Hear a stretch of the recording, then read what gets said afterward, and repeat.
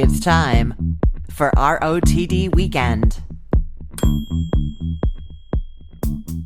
I hope you have recovered from the first half of the holiday season, but there is still more to come. I mean, it just tell you, mine got a little bit crazy in there. Literally December 23rd, we had a fender bender involving two of the cars from our household on the road driveway of our house, which involved lots of phone calls and all sorts of things right when I wanted to be cooking. But we got it all figured out and got where we needed to go and still had wonderful food, and we're all okay. And that's the most important thing. Nobody was hurt. But yeah, there was just that like wrench thrown into things right when you didn't want it. So that happened. But the night before that happened, we actually did that lazy holiday dessert party that I was telling you about, which was so fun.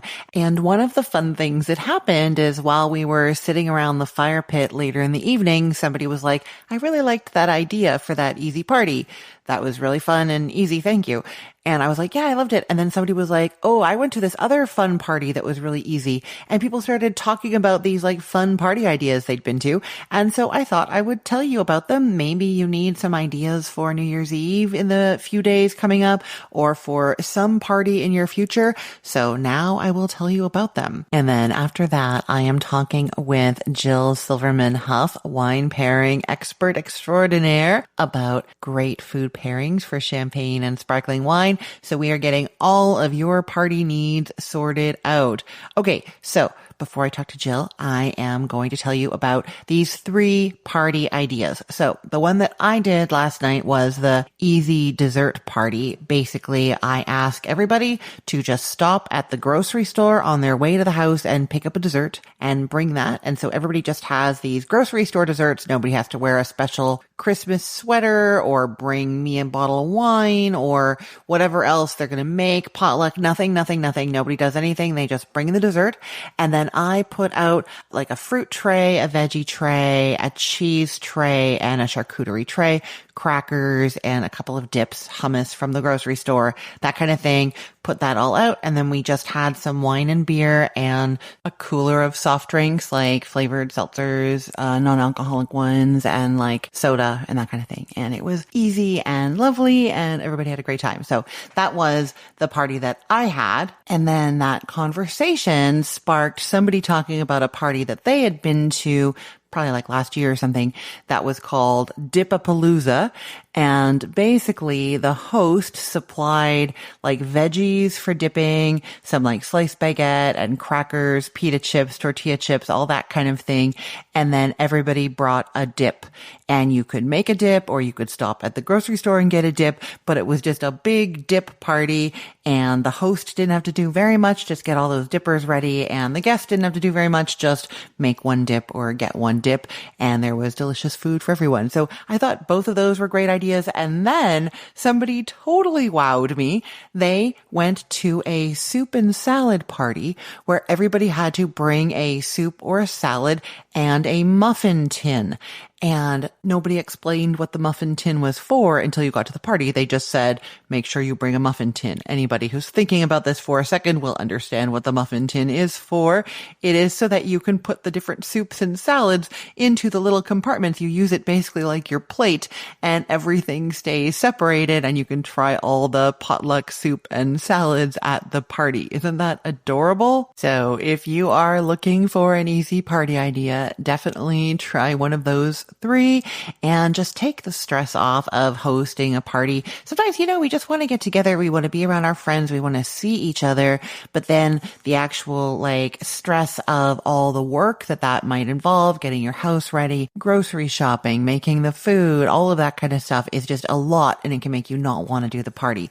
But if you could come up with a clever little theme that puts a lot of the work kind of distributed everywhere, but doesn't make anybody have to do very much, then you will have that gathering. You'll be around your friends, your loved ones, and not be stressed out. Or in theory, I mean, I guess if there's a car accident in your driveway the next morning when you wake up, you might be a little bit stressed out, but not as much as if you'd done like a harder party. You know what I mean? Now, if you are having a party for New Year's and want to know what to serve with that sparkling wine, with your bubbly that you'll be toasting the new year with, I am talking to just the person. It is my dear friend and cookbook author and wine pairer extraordinaire, Jill Silverman Hough. Let's listen to my conversation with Jill now.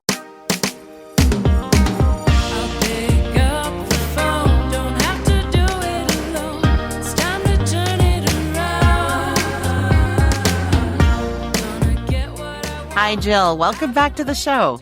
Thank you so much for having me. Great to be with you. I always love talking with you, and especially when I have wine on the brain, because you are such an amazing food and wine pairing expert. And we're talking just before New Year's Eve, and sparkling wine is what's on my mind. So how do you go about choosing a sparkling wine for New Year's? Is there a good price point or way to do this, or anything goes? Let's see what I would say about that. What I would say about that really applies to any wine, which is, so generally speaking, a wine's, no matter what it costs, it's going to have similar flavors. But the more you spend, the more nuance you get, the more kind of dimension and spectrum of those flavors you get, if that makes sense. So that said, I think it's just how much do you want to spend? And, to me, it's often when we're drinking sparkling wine, it's a special occasion. So, I might go for $25 or $30 bottle, but I want to say a handful of times I probably had $100 bottle of wine, of sparkling wine.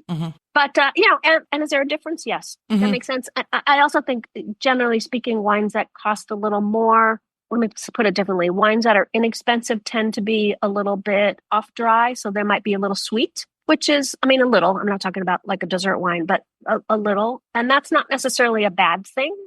Sweetness can be very useful in food and wine pairing. Sweetness goes really well with spicy things. It also goes well with sweet things. But if you want dry, probably a little more.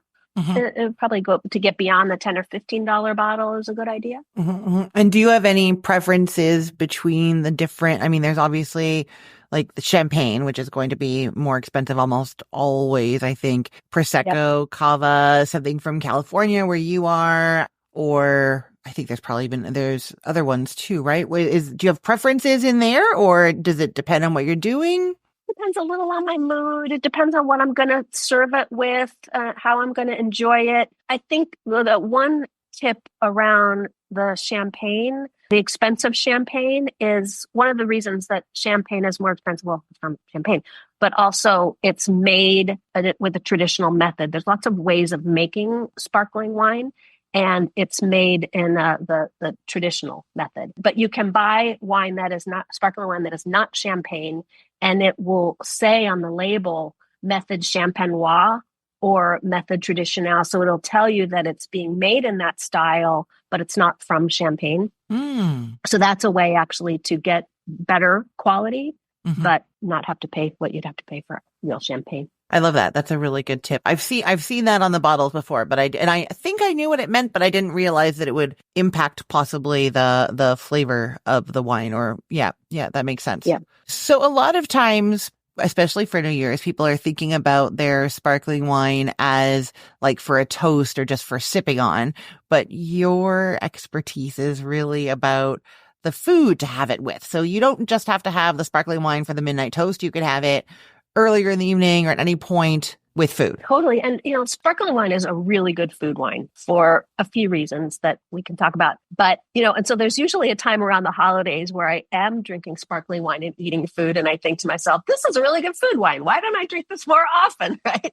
Like there's no reason it has to be limited to just December, or Valentine's Day. And there's lots of reasons why it's a really good food wine. So to talk a minute about food and wine pairing in general. Yeah. What really matters in food and wine pairing, you'll hear, experts wax poetic about things like grassy flavors or fruity aromas or, those sort of things, floweriness. But that stuff is really not what's immediately important in food and wine pairing. What's important in food and wine pairing are what I often call the broad characteristics of a wine. And by that, I mean, it's sweetness or lack thereof. It's crispness or acidity, how bright it is. It's tannins, how tannic it is, which is that kind of bitter, dry mouth feeling that you get typically from red wines.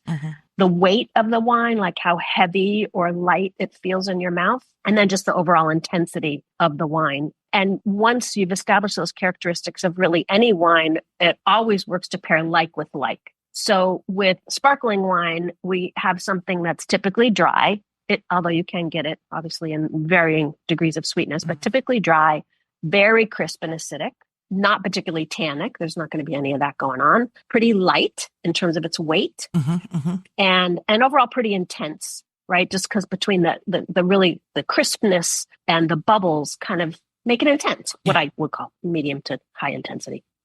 So what that means is that what sparkling wine really pairs well with is foods that are also not sweet, that are light and bright, that are relative, like light in weight and also light in acidity, right? In acidity and relatively intense. So things like a salad with vinaigrette dressing is a really good candidate for a sparkling wine.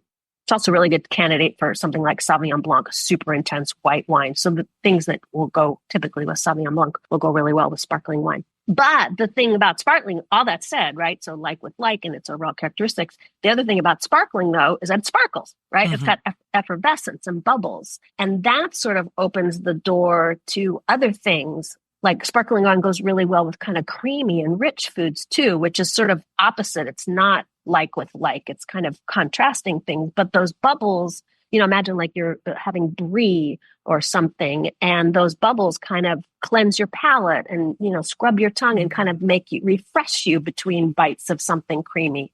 It also grows really well with fried foods, salty foods, smoky foods. Again, because of the kind of scrubbing your palate and like the cleansing that sort of happens with the bubbles, but also kind of the intensity, right? Like something that's really salty or crisp and fried. The crispness kind of goes also. Crisp fried things go with the crispness of the wine. And then it also goes really well with spicy foods for the same reason, because you can sort of, think about like kung pao chicken or jalapeno poppers. It's that same sort of, now we're going back to like with like, because you've got the intensity and the brightness and spiciness can kind of be bright, right?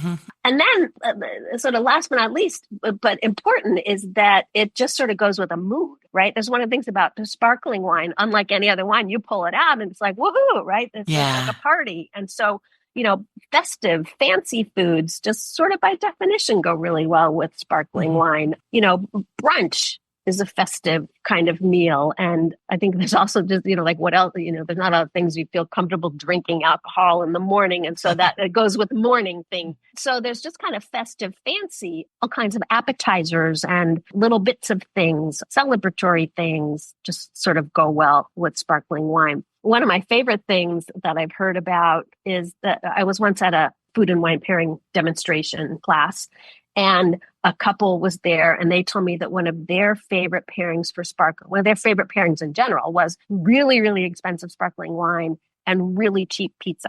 And I was like, that's so interesting but it makes sense because like really good sparkling wine is going to be really light and crisp and bright, and cheap pizza is going to be fatty and salty and greasy, and it's going to kind of, it just made total sense. Yeah. Another thing that I also really, really like with sparkling wine is potato chips. If you think about it, again, they're sort of intense, they're salty, they're crisp, they're all those things that they sort of tick a lot of the boxes that I mentioned earlier. And it's kind of proof that if potato chips go with sparkling wine, we can drink sparkling wine with anything. Like it doesn't have to be an occasion. It could be a Tuesday that we have sparkling wine. Yeah, no, for sure. Except it makes your Tuesday feel more special. Yeah, no, I love that. And your awful pizza more special, and your crispy ripple potato chips probably in like a great, like classic onion dip sort of thing. That'd be great, right? Right? Yeah, yeah. That's creamy. Yeah, yeah. So is there anything that you would say we should avoid with sparkling wine? The only thing I would avoid are things like, would I pair a steak with a sparkling wine? Probably not red meats. But that's often, though, in food and wine pairing in general, it's much more about the whole meal, not just what's the main ingredient. That said, if I had a steak with a cream sauce or a vinaigrette, I don't know. So like you could kind of push it in the right direction. Maybe like I'm trying to things think that like are more rich with red notes and Savory isn't the way I would say it. Yeah. I don't know. The kind of foods that traditionally go with big, heavy red wines Big are heavy red probably wine. not going to go well with Yeah, yeah, yeah. sparkling wine. Yeah, you wouldn't Just do because the like a lightness, too much of a if there's too much of a contrast between the food and your wine, one of them will just sort of wash away your experience of the other. So if you had like a big, rich, heavy, meaty stew, it would probably just overtake your experience of something light and bright, like a really light white wine, a sparkling wine, or a Sauvignon Blanc or something like that. No, that makes sense to me. Yeah, and I can kind of see like layers of this. Like maybe you wouldn't do the big steak or big stew with a sparkling wine, but like some kind of like more refined nachos with like beef and jalapenos and, or made with your potato chips or something like that might make it then fine. So it's not Right. the ingredients Not 100% exactly. umami, beefy. Yeah. It's sort of this other thing. I like that. That's really interesting. Yeah, it's an overall experience of a meal, of a dish, of a food that would affect it. Yeah. What about for like desserts and or cheese? I guess I'm thinking like, so if somebody is going to do their like toast at midnight and want to have desserts after or something after, is there a certain direction that's really ideal to go? Ideally, you want to pair sweet food needs sweet wine. And that's because if you pair a dry wine with a sweet food, the sweetness in the food will make your wine taste sourer. So it can, like if you have a wine that's very acidic, for example, it could be like you just bit into a lemon. And that's, I say this when I'm doing food and wine pairing classes a lot. That's champagne and wedding cake. Champagne and wedding cake is not a good, like technically speaking, not a good combination at all. And if you can think back to weddings you've been at, like it's a little bit ouch, that wine with that cake. So what you want is something more sweet. Any kind of dessert, really. That's why dessert wines are thick and rich and really syrupy sweet, because they're sweet enough that a sweet food, the sweet food will make them taste less so, but they're sweet enough they can afford to have some of that sweetness knocked down a little bit, if that makes sense. Yeah, no, that does make sense. And then so if you want to do the dessert, then the sparkling wine you're choosing for that midnight should be a sweeter one, or you switch or something. You do one for the toast and switch something else. And like a great combination, like a really stinky cheese or blue cheese or something, and sparkling wine is a really good combination. Those kind of cheeses actually are also really good with dessert wines. Dessert wines and intense cheeses are a great combination. Yeah. The classic like British port and Stilton kind of thing, right? There you go. Yeah. I love that. Yeah, or Sauterne, and there's some classic cheese to serve with Sauterne. Oh, great ideas. Well, so I got to tell you, if I'm at a wedding or if I'm at a party on New Year's Eve and somebody's offering the dessert with sparkling wine, I'm not going to argue. I'll be happy to eat and drink it all, right? Yeah, I know. I think that's a really great point. And thanks for saying that. I think that's always true. And I don't want anybody to be listening to this thinking that we're in any way saying don't drink the thing that somebody's giving you, or don't serve the thing that you felt like serving.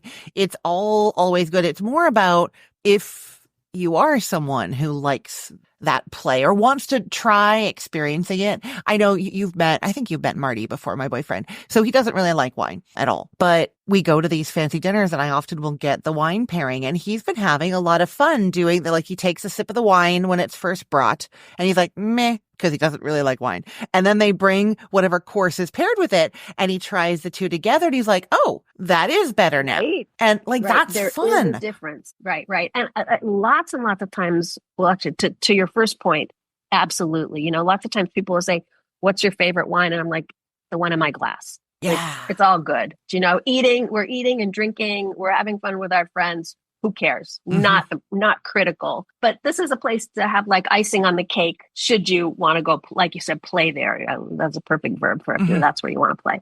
But so lots of times I'm in food and wine pairing classes and people be like, I hate Chardonnay or I hate whatever. But then they taste it with the food that really works with it. And it brings out the two. It's like the two become bigger than the sum of the parts often. And sometimes people just don't like a wine because they don't eat the foods. Like their repertoire of what they like to eat isn't something that happens to work with that wine. And some foods can actually make a wine taste worse, like bad. Yeah. And so, that would be your experience. You would hate Chardonnay or whatever. Oh yeah, or like I'm not somebody who likes Chardonnay, especially like an oaky one, but that's because I'm not always drinking wine with dinner necessarily. It's kind of like a pre-dinner drink sort of thing. I mean, not when I go out I do, but like just on a Wednesday night, if Yeah. I'm going to have a glass of wine, it's not going to be, I guess it has become not to be the oaky Chardonnay because I just don't like that by itself. Whereas it is something that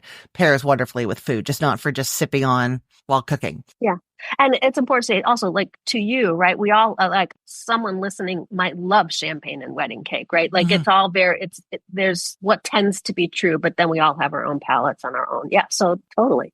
Well, I love all of the advice, and I'm super curious to find out if it will apply to the recipe you brought for me today. Do you have a recipe to tell me about? I do. So the recipe I want to tell you about is baked chèvre with herbes de Provence breadcrumbs. Oh, And this is wow. kind of like a little first course dish that goes really well with sparkling wine. And the reason it goes well with sparkling wine, as probably now you can imagine, right? It's baked rounds of goat cheese. Mm-hmm. And goat cheese, as cheeses go, is very bright and tangy. Mm-hmm. So that works with bright and tangy wine. But goat cheese and Sauvignon Blanc is considered a classic pairing. And then it's coated in breadcrumbs and baked. So the breadcrumbs get crispy. And now you've got kind of that crispness in the food in terms of crunch to marry with the crispness in the wine. And then it's all served on a little lightly dressed salad dressed with a vinaigrette. And so that, again, we've got the kind of light and bright and the tickle of the greens and things like that. So it's really great sparkling wine. Wow. I love this. Yes. And yeah. And it has herbe de Provence, which I just love that flavor Me combination. too. I got to use it a little more often. I used to always slather it on roast chicken. It was my favorite thing to have on roast chicken. I don't know if I've done that before. I'm adding it to my to try list there. I bet you have a long to try. I do. Recipes. I really do. It's so funny. Yeah. And then, but sorry, you do this for a living. I do this for a living. I have a long list of things to try, but when it comes to like, what should I make for dinner tonight? It is so often the thing that I make every week, or we just go in that same direction all the time. So I have a long to try list, but not a lot of actual doing, except when I'm working and developing and testing. Okay. So when you're doing this recipe, where do you start to make this one? So it starts with, because here's what I figured out when I was making it. And I should mention, so this is a recipe that is both on my website and it's out of one of my food and wine pairing books. Okay. So as you know, I've written 2 books in a series called 100 Perfect Pairings. And this is in the small plates recipes version of 100 Perfect Pairings. And so when I was developing the recipe, what I figured out, like if I just coated so first we're going to take like a log of goat cheese and slice it so we get little discs. Mm-hmm. And you can start with not a log and just shape it into little discs. And then we dip the little discs in olive oil, and then we dip them in a combination of panko and herbes de Provence. Mm-hmm. And the olive oil just helps it stick. Okay. It helps it be a little crispy. And then when I baked it though, of course, the cheese melts. Right. So my solution to that is I freeze the cheese. So we're going to coat it all up, take the little discs, coat them in olive oil, coat them in the breadcrumbs, and stick them in the freezer for like an hour. And then meanwhile, I just told you the whole recipe, so I don't know what else we're going to talk about now. But so then meanwhile, we just make a little vinaigrette, and I could go on about people should not buy salad dressing. I'm sorry, Wishbone Company. I'll never be like, they'll never come knocking on my door and asking me to be a spokesperson. So easy to make salad dressing. So we make a vinaigrette, and I happen to like a sherry vinaigrette with this because it kind of works nice with the herbes de Provence, but it can be anything you like. And then after the little cheese discs are frozen, we bake them. And the baking is sort of long enough and hot enough that it gets toasty and crisp on the outside, and the cheese just starts to melt. And then we pull it out of the oven and serve it on the top of a bed of greens. So it's kind of like a salad, but it's kind of like a little app. Go ahead. It's making me think of like baked Alaska, or like the, you know what I mean? Like this, like, I mean, that's different. The meringue is protecting the ice cream, but like that thing where you're doing the heat on the outside, but it doesn't penetrate all the way in. That's fun. I like that a lot. Yeah. And so it is. I've used that secret a couple times in recipes. There's another recipe that I have. I don't know where I picked this up. I don't think I invented it myself, but where I take like a little round of brie and cut it into wedges, and then dip the cut sides of the brie into sliced almonds, and then freeze it. And then in a skillet, toast the almond, cook the almond sides of the brie. And it's and it gets perfect because then the almonds get toasted and the brie gets just gooey enough that that's obviously not cold anymore, but it's not melting all over the skillet. So similar trick. This is similar purpose. I actually am intrigued for like a question that I've had for decades now. I used to work at Oh gosh. No. I'm going to tell you what their answer to this problem was, but your answer is much easier.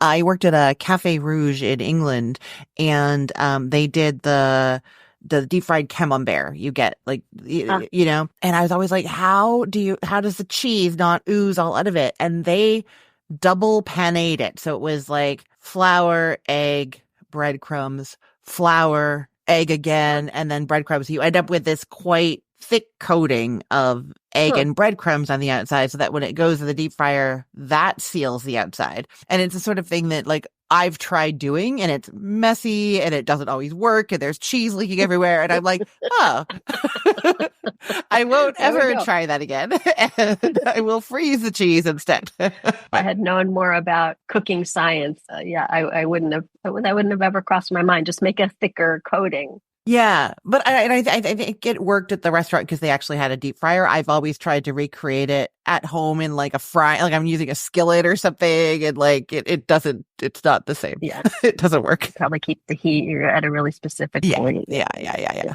So I'm gonna try this. I have lots of ideas now. You could probably even do that for, like, I'm curious now, like a small wheel of brie with some kind of, you know, people do like they're doing the same thing. They're putting it in a puff pastry to try and like encase it. Right. For that. You could probably do something like that and not have to have that whole pastry thing going on, you know? Right. Yeah. The trick is to cook it right at the right time and temperature so that whatever's on the outside gets browned and cooked. And the inside of the cheese gets soft and warm, but without turning into a puddle. Right. Yeah. Although some of those things, like a baked brie, you kind of want that puddle. Yeah. Right. Yeah, absolutely. But you want it when you cut into it, not like in the oven.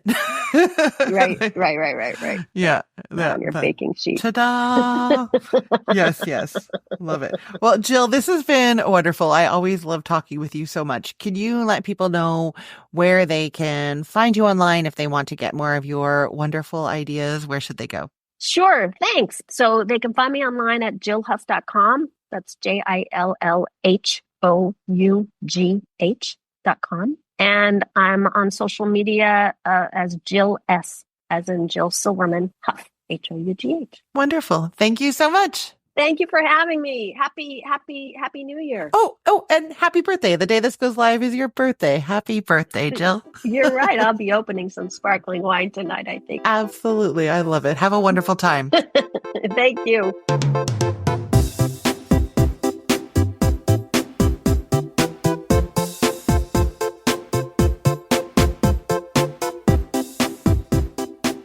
I told you, isn't Jill amazing? So much good information. And now you know what to serve with that bubbly for New Year's Eve.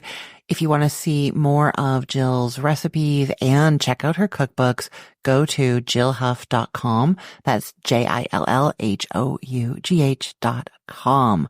Okay, now is usually when I talk about what I am testing in my kitchen, what is going on over here. And I'm going to tell you that there isn't very much, not in terms of testing. I am cooking a little bit here and there, but not tons. We did the Christmas party. We did Christmas Eve, traditional Ukrainian Christmas Eve with borscht, and it's like a meatless dinner that we have fish but no meat. There was cabbage rolls, pierogies, that amazing mushroom gravy, and I made a berry trifle that was unbelievably good. And then Christmas Day, my kids went back to their dads, and so it was just kind of a smaller thing. It was me and Marty and his mom, and we had leftovers, and we also did these just chicken thighs with sauerkraut and cheese to have with the leftovers from the day before. So that was our Christmas dinner. And then I have just been relaxing since then, and I don't really have much planned for cooking coming up in the days ahead. Certainly not for work cooking, so I don't have any testing to report to you now. I can tell you that there are some recipes going live on the websites this week. Brand new ones. Oh, ones that you might even want to make for New Year's Eve. So one is for a shrimp dipping sauce that is perfect for a deep fried shrimp. And I will link to this deep fried shrimp recipe for you. I have to tell you, I had not made this in years since I first tested the recipe, and I had forgotten how good these are. I don't deep fry a lot. I really don't, but I made the recipe to be able to take pictures for the shrimp dip and for in the video. So I deep fried the shrimp, and my mom was here when I did it, and we were both just like, oh my God, these are better than like any fried shrimp ever from any restaurant, anytime, anywhere. So if you're thinking about something to make, oh, and these would pair great with the sparkling wine because they're that crispy, greasy fried sort of thing and the seafood going on. So yeah, great choice. They are panko breaded and then fried, and they're just like light and crisp coating. So good, especially if you do this dipping sauce, which is the new recipe going up on Cook the Story this week. So what I really wanted for this sauce was to like vaguely play on some of the like bang bang sauce kind of thing, yum yum sauce a little bit, so it's creamy. But then I also just really love cocktail sauce, like the traditional like ketchup horseradish kind of sauce. So I kind of wanted to end up somewhere between those, like a creamy, tangy cocktail sauce, if that makes sense. And so it does have the ketchup and horseradish that you would normally get in a cocktail sauce. But then there's also mayonnaise in there for the creaminess, and then a little bit of honey for the sweet, the tang with some lemon juice, and then Worcestershire and hot sauce. So it's just a little like meaty oomph to it and the hot sauce. And the Worcestershire and the hot sauce are often also found in a traditional cocktail sauce. So it's just this like blend of those two things, and it is so good with those fried shrimp. I cannot wait for you to try that. And then the other recipe that I have going live today could be another little nice appetizer or side dish for your New Year's Eve. And that is some air fryer blistered shishito peppers. I don't know if you've seen these in the grocery store, but they're sold in a bag. There's, a bunch of them in the bag in there, and it'll say right on the bag that there's one hot one in the bunch. The rest of them are like mild, maybe even a little sweet. And they're really fun. Like when you cook them in the air fryer or however you cook them, they start to like sizzle and pop, and then they just blister up, and they're wonderful in a dipping sauce. You could just have them using the stem as a little handle to dip, or they're great like served over steak. You could slice them or just kind of serve them whole with some steak or some chicken. Really nice little like, I guess sort of side dish, but almost more like a condiment, the way that, like when you have, I don't know, Korean food and there's the kimchi on the side, kind of like that kind of little side dish. Like you cut a little bit of pepper, you cut a little bit of steak, you put them both in your mouth. You know what I mean? I will say that if you're going to be dipping these like an appetizer, you do have to make sure that the dip you use is quite thin, because the peppers, once they're cooked, are very soft. And when you try to put them in a dip, if it's a firmer texture like sour cream, it's not going to like penetrate and get in there. You want something more salad dressing like the texture of like a bottled Caesar salad dressing or ranch dressing, where just like touching it gives you a little coating, if that makes sense. So those air fryer shishito peppers are going live on the Cookful this week. Oh, and I have to say, I just picked up my calendar to see what I'm talking about on this podcast this week, to tell you what you have in store, and saw that it is actually Jill's birthday today on December 28th. Happy birthday, Jill. How great that I got to play our conversation and listen to it on your birthday. That is the best. I hope you are having a wonderful day. Okay, so what am I going to be telling you about on the show this week? There is a new episode every day. And we've got tomorrow something that is great if you're doing like a meal for New Year's Eve and you want something a little special. It's a pork rib roast. You can do that. I will link to also the pork crown roast or the pork loin on the rib roast. Both of those would be great choices. I'm telling you about that shrimp dipping sauce, of course.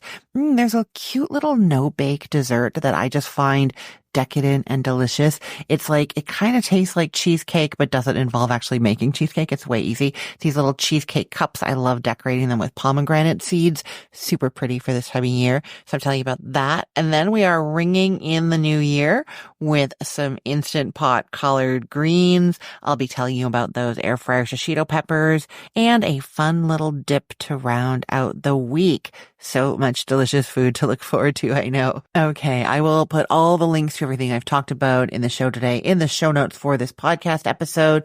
You can get that just looking at your podcast app or go to cookthestory.com/ROTD and you can get to it from there. It's all arranged by date there, so it's helpful to know that today is December 28th of 2024. I want to say a big thank you to Jill for being such an amazing guest. Don't forget to check out her site, everyone, jillhough.com. And again, happy birthday, Jill. And thank you everyone for listening. I really appreciate that you guys are out there. It has been a great year and I love having you along with me for the ride. So thank you so much. I'm Christine Pittman from cookthestory.com, thecookful.com, the all new chicken cookbook. And from this podcast recipe of the day, I hope you have a great weekend and a great New Year's Eve. Let's get cooking.